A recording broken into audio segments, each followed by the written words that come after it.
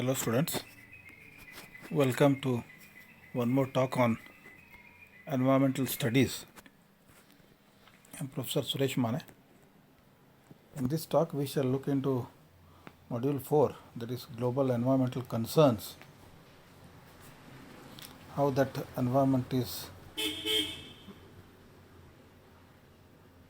being damaged and what are the concerns globally.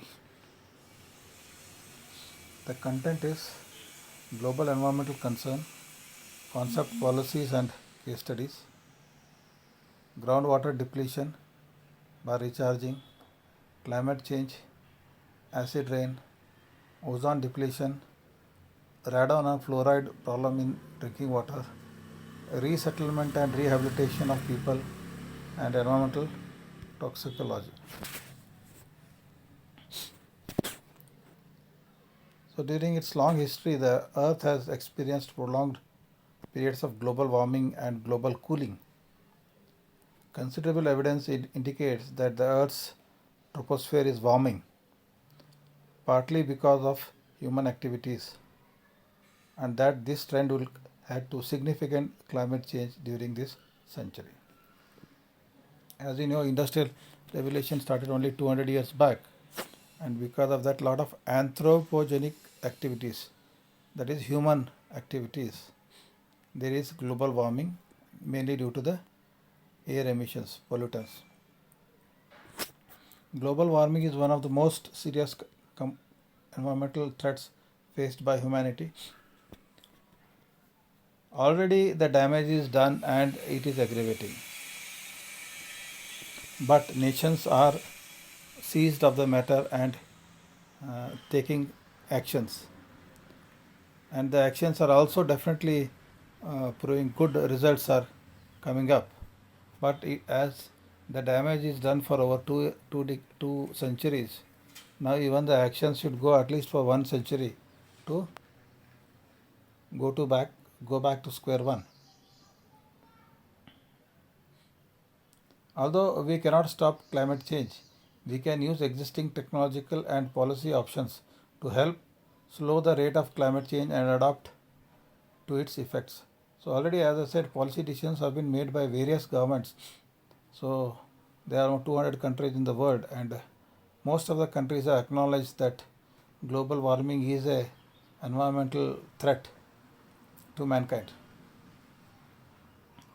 Widespread use of certain long-lived chemicals have reduced ozone levels in the stratosphere, which allows more harmful ultraviolet radiations to reach the Earth's surface. As we have used some chemicals, especially like refrigerants in our cars and fridge, ACs and all, like chlorofluorocarbons, they have harmed the ozone in the stratosphere, and because of that thinning of the ozone layer, lot of harmful ultraviolet rays are reaching Earth's surface from the sun.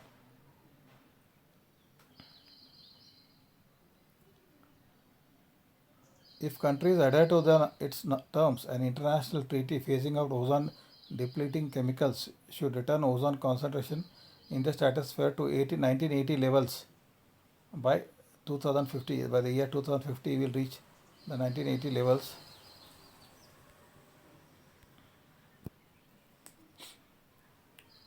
Now this picture shows ice cores which we get from the deep drilling, okay, in the glaciers of Antarctica and Greenland. So this gives us the information about the past climates. So this ice which is formed over hundreds of years now, you will drill a small drilling, it comes out and then they are analyzed. So we shall look at major greenhouse gases from human activities. So first column is greenhouse gas, then the human source, then average time in the troposphere, and the relative warming potential compared to CO2. We call it GWP, global warming potential. They are all compared with CO2. CO2 is very abundant, so this CO2 is considered one. So there are other things are all gases are all related to CO2. Now you can see carbon dioxide is mainly emitted due to fossil fuel burning, especially coal. Deforestation means we are cutting trees. So this trees used to absorb carbon dioxide, but that is not happening now. And then plant burning, plant and trees burning, even the agriculture residue burning. I think you have seen that problems in North India, especially during winter season. Then average time it will stay for over 100 years, and that GWP will call as 1. Now why we are reading it in detail is, even our activities as individuals, as responsible citizens, as professionals, we need to see what is my contribution towards all of these. Please introspect. Let there be some critical thinking as to what is my contribution.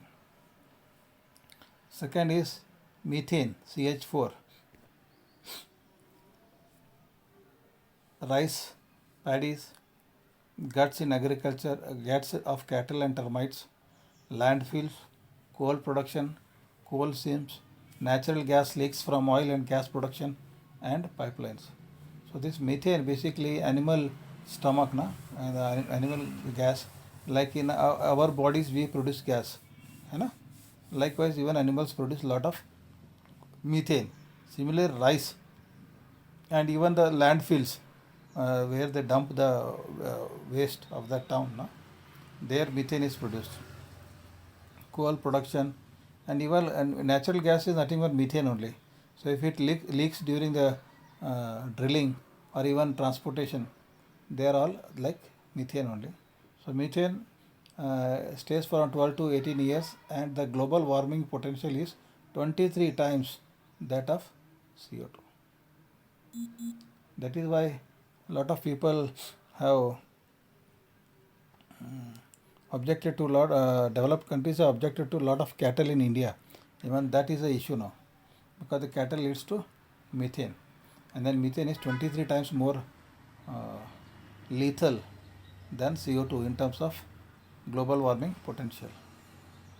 Then nitrous oxides, fossil fuel burning. See, fossil fuel burning means your petrol car, diesel car, these are all bikes, they are all coming in fossil fuel burning only. Whether it is coal, or it is oil, whether gas.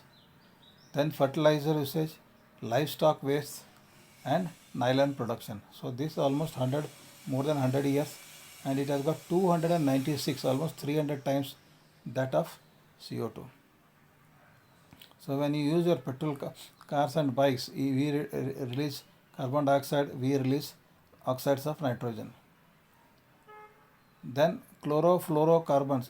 One thing I would like to say, even 1 liter of 1 kg of petrol when you burn, 1 kg of diesel when you burn, almost 3.5 kgs of carbon dioxide you dump into the atmosphere.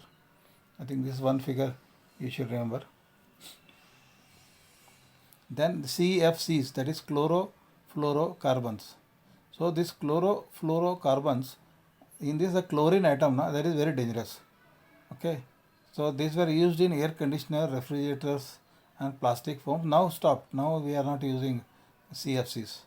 But this had a life of almost 10 to 20 years, and as you can see, 900 to 8,300 times more GWP, global warming potential, compared to carbon dioxide.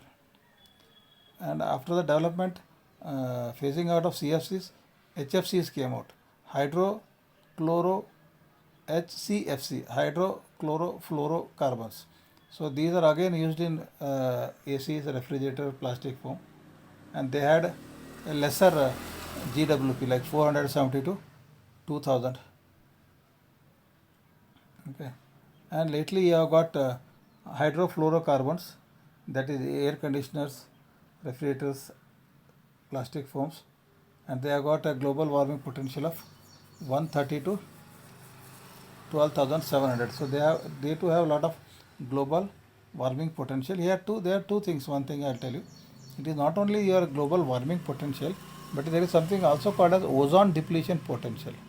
So though this HFC, they have got high global warming potential, but they have got very low uh, ozone depletion potential. That is why they are used. Then halons are used in fire extinguishers, and carbon tetrachloride, it is used in chemicals cleaning solvent. It has got around 1400. So please understand, whatever chemicals we use, whatever fuels we burn in your transportation vehicles, even electricity, whatever you use today at home, electricity used here is produced somewhere else, and 60% of the production is through thermal route, coal, burning of coal, and that leads to emissions. Even 1 unit of electricity, we release almost 1 kg of CO2 into the atmosphere. So please understand, in 1 month we are using almost 200, 300 units. So without our knowledge, we are sending so much amount of uh, CO2 into the atmosphere. So these are very important statistics. You being educated people should understand. I think globally lot of talk is going on save planet Earth. Now let us look at carbon dioxide. You can see these x-axis is the year 1800, 1900, 2000, 2100, and y-axis is the ppm, parts per million. We are almost nearly reached now. 2020 we are nearly reached 400 ppm. So you can see the graph, it is only increasing, and it after 1950 and all, there is a steep increase due to, this is mainly due to human activity. Lot of transportation, you can see every person has got a personal transport. Earlier, before 1950 and all, it was all like a public transport. People used to travel by bus, trains, but today people prefer to travel by their own individual cars, individual bikes, and also the standard of living has increased. So we use lot of electricity. Similarly, in case of methane, you can see the graph is increasing, but now after 2000 it has stabled. It is almost now graph is not going north, it is flat, but still it is very high when compared to 100 years back. Same comes to oxides of nitrogen also. After the year 2000, this is also parts per billion. After 2000, it has become flat, but the values are still very high when compared to those 100 years ago. So because of this NOx and all, I think now you might have seen this Euro 6 Bharat Stage 6 emission norms, and the petrol and diesel, whatever fuels we are now buying, now the latest fuel is Bharat Stage 6. So the emissions are greatly reduced, and that is why, especially for this NOx, you can see that uh, the diesel vehicles are coming out with that AdBlue technology, where urea water is used in the engines, that is post after the emission for neutralizing the NOx. And secondly, in most of the bikes and cars today, it is almost a standard fitment that you have got EGR, that is exhaust gas recirculation. Even your bike what you are having, car what you are having, if you go read the manual, you will find that there is exhaust gas recirculation of around 10 to 15%, so that the NOx is reduced by almost 80%.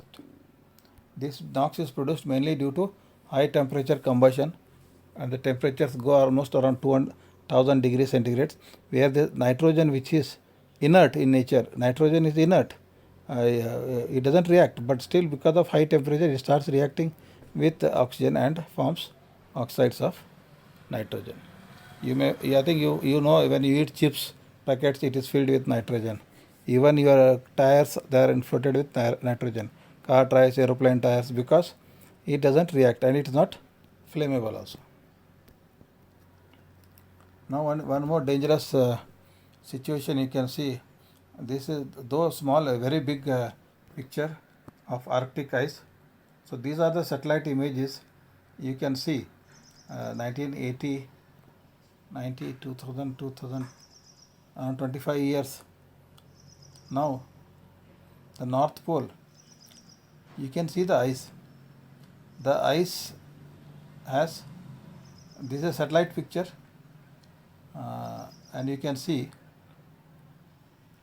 the ice cover has shrunk by 9%. Now it has gone more. This is a 17 years back picture. This has shrunk very much. So what where this ice has gone? So whatever this ice has there, it is melted, and that increases the sea level, mean sea level.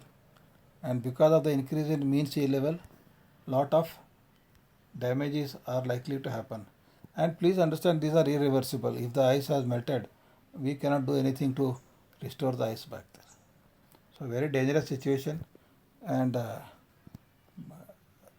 this corona somehow we are able to manage, but if the global situation comes, then I think most of us will not be prepared to handle the natural disasters.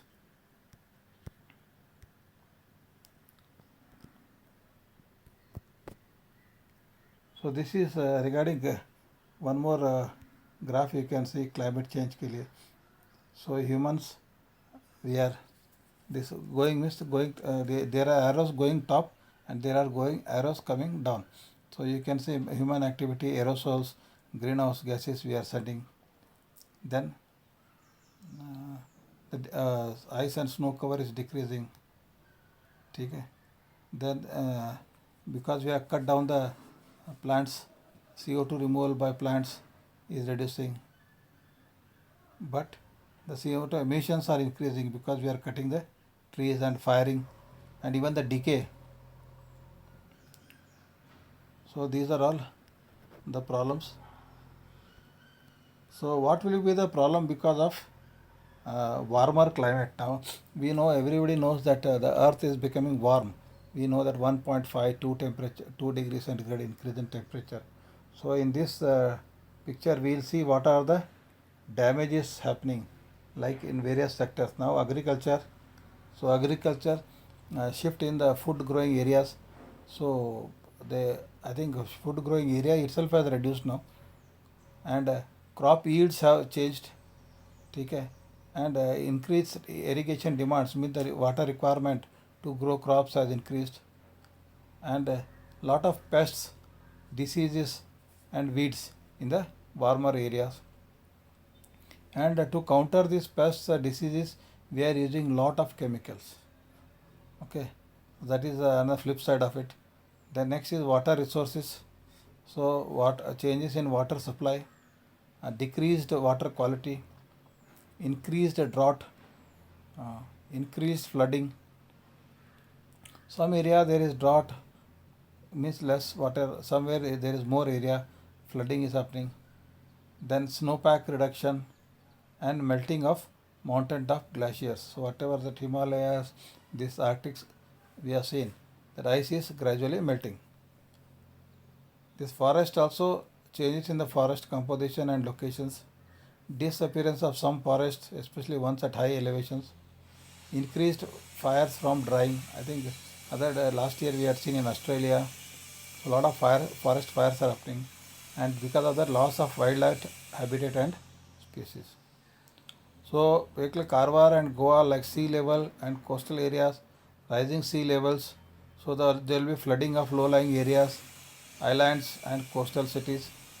Even I think last year we saw that floods, a lot of water came into the Kali rivers, and discharge was increased and water came into a lot of places in Karwar also.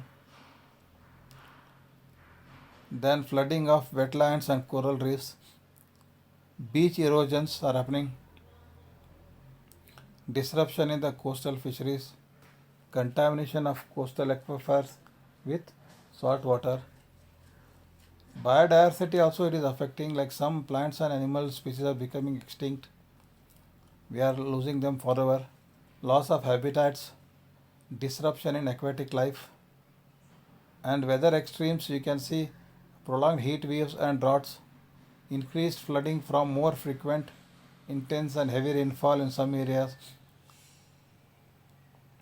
Human population increased deaths from heat and disruption of food supplies. Because of agriculture now production is reduced and a lot of deaths. More environmental refugees, increased migration. Human health, decreased deaths from cold weather. Earlier, actually, if you remember your ancestors and all, you can talk to them, especially during winter season, November, December, January, people used to die, elderly people and all. So because of the warm weather, now they are not dying.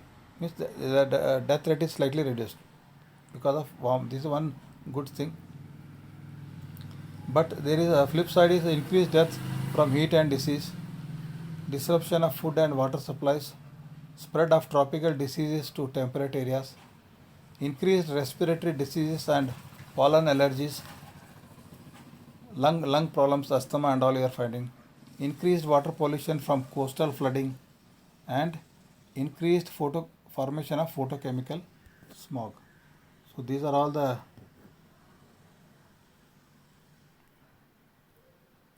problems.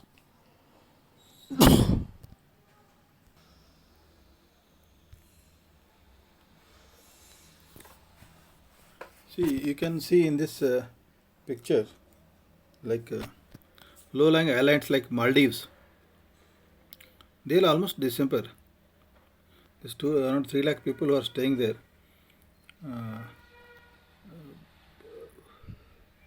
The ocean is only one meter, that is 3 feet high above the sea level. So if the water increases by 3 feet, then this will all be doomed.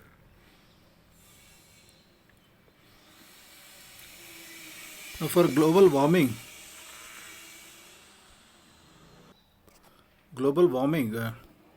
how we can do the prevention, like, so cut fossil fuel use, that is instead of using coal, you should use natural resources like solar and wind, and even we should use less electricity.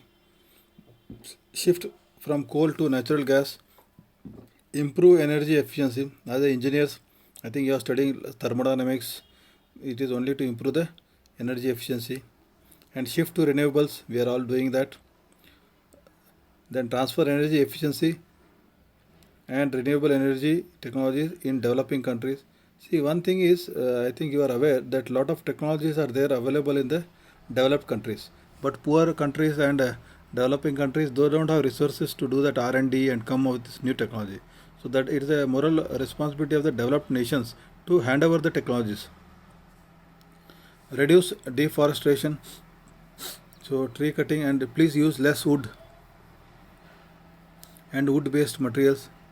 Like even if you see that central PWD and state PWD, they are now banned the use of wood in the government buildings. Use more sustainable agriculture. Agriculture also now go for organic farming, use less chemicals, and limit urban sprawl. So we are increasing, urban population is increasing, we have to contain that, and government is doing to improve the tier 2 and tier 3 cities now.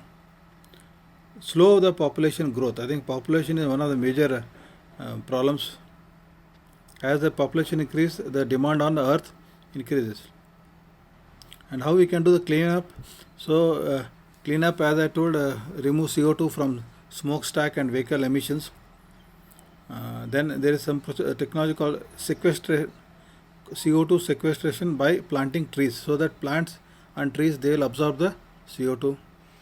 And you can also capture the CO2 from the atmosphere and put it underground, and they are even planning to make use it as a fuel also, extract carbon and use it again. Then you need to repair the leaky gas pipelines. Like in our house, we have got water leaking. Similarly, because small house, water droplet, it is falling, you have seen, wasted. Similarly, natural gas pipelines, lot of gas will be leaking.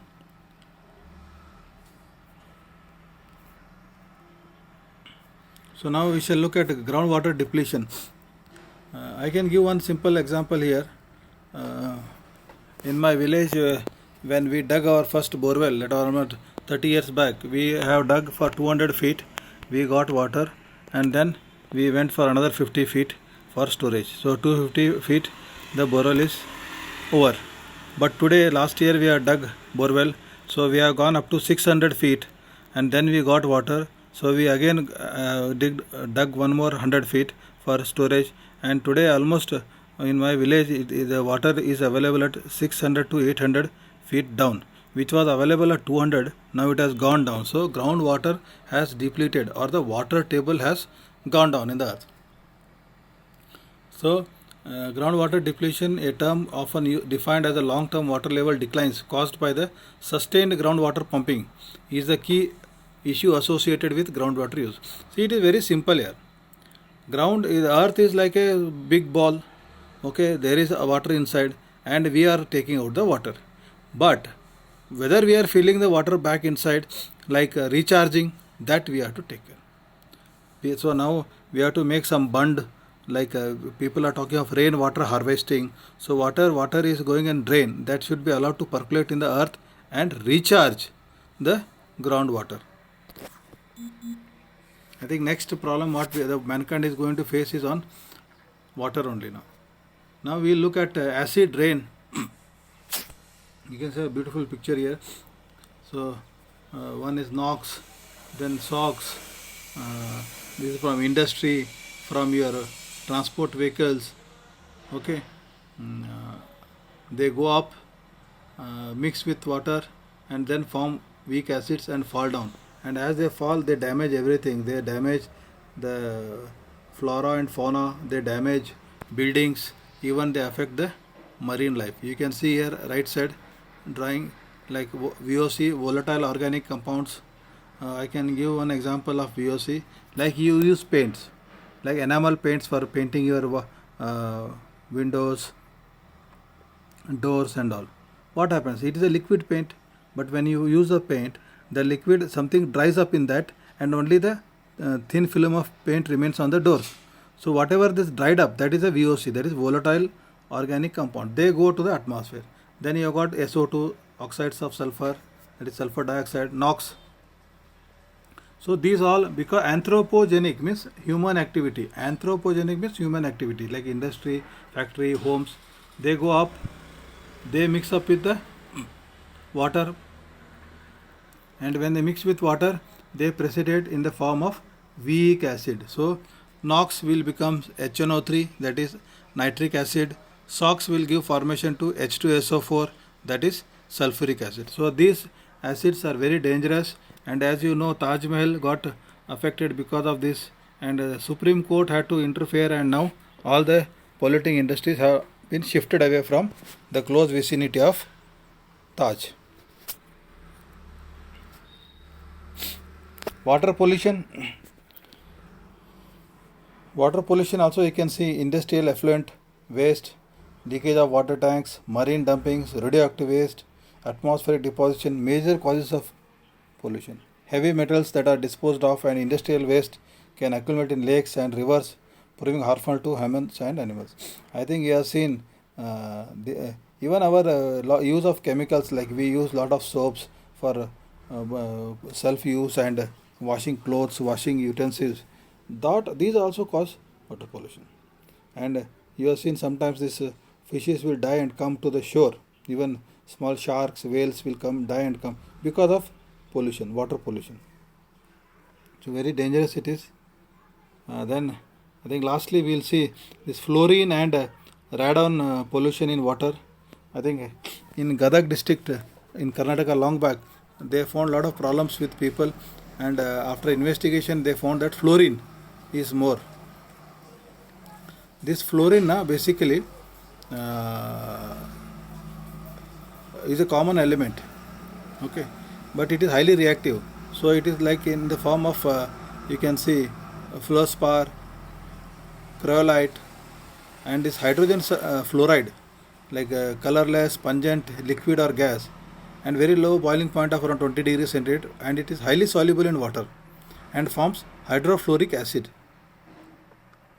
So it is found that lot of problems because of this fluorine in the people, and now they are trying to give remedies to the, first of all to detect only, that is a big problem, and once they are detected, now they are trying to give remedial treatments.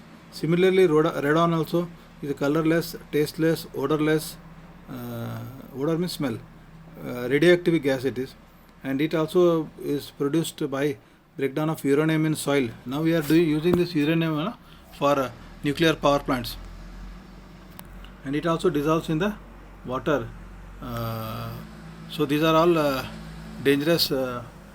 Lately we have found out all these dangers of this fluorine and radon and all. We'll have one more discussion on this. So there are topics like biomedical waste. Now biomedical waste means you go to hospitals now because of corona. A lot of you can see a lot of personal protective equipment PPEs are used, and lot of waste is being generated every day. Even the surgeries whatever they do, that is a biomedical waste. Okay, that has to be incinerated, means it has to be burnt at high temperatures so that it doesn't damage or cause problems. Similarly, solid waste can be from homes, that is society, or from industries. Hazardous waste like batteries, whatever used in bikes, your inverters, they all constitute the hazardous waste. Glass, then acids, so many things which can cause hazard. These are called hazardous waste. So government has come out with guidelines, rules for how to dispose of this hazardous. Now you can't throw the batteries wherever you want, even your cells. So there should be proper disposal of this hazardous waste. Then there is now e-waste, lot of mobile phones, lot of computers, electronic gadgets, they are getting damaged. So we are replacing, people are replacing. So this e-waste also they should properly handle so that we are able to recover the precious metals, and we should recycle the metals and plastics instead of throwing them in the dump yard. And industrial and municipal sludge. Industrial and municipal sludge means lot of this sludge is not liquid exactly, it is a viscous liquid. So what happens, this municipal sludge, industrial sludge, we are there also, whatever if it can be converted into manure, we should convert it into manure and use it in agriculture. If we can use it as a fuel, people are planning for using that as a fuel also. So a lot of technologies are happening. So in this talk we have seen about pollution, water pollution, noise pollution, air pollution and all. So this pollution is very dangerous and detrimental, and we being educated people should take steps to reduce pollution. We'll have one more discussion on this module.